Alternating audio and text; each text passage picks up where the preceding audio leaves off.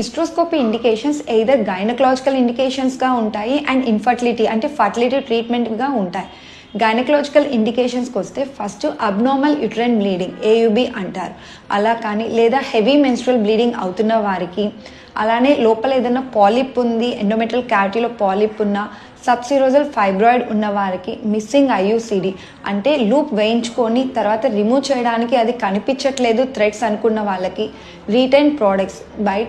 Tablets వాడేసి వారి pregnancy ఇర్రెగ్యులర్గా వెళ్ళి అలానే ఉండిపోయిన వాళ్ళకి రిమూవ్ చేయడానికి, and post menopausal bleeding evaluation అంటే ముట్లు ఆగిపోయిన తర్వాత బ్లీడింగ్ అవుతున్న వాళ్ళకి ఏ కారణంతో అవుతుంది అని గమనించుకోవడానికి వీటిలన్నిటికీ కూడా పనికి వస్తుంది. అలాగే ఫర్టిలిటీకి వస్తే సెప్టల్ రిసెక్షన్ అంటే గర్భసంచి లోపల పొర పెరిగింది అని ఉన్నవారికి, అండ్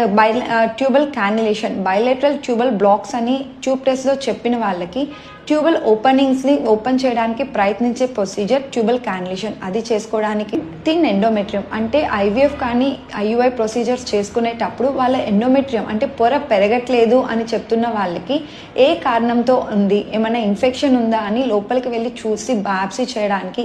అలానే ఆ ప్రొసీజర్లో సబ్ ఎండోమెట్రియల్ పిఆర్పి అంటే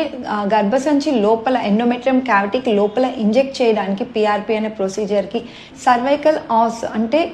సర్విక్స్ ఓపెనింగ్ స్టినోజ్డ్ అయిపోయి ప్రొసీజర్ లైక్ ఐయుఐ కానీ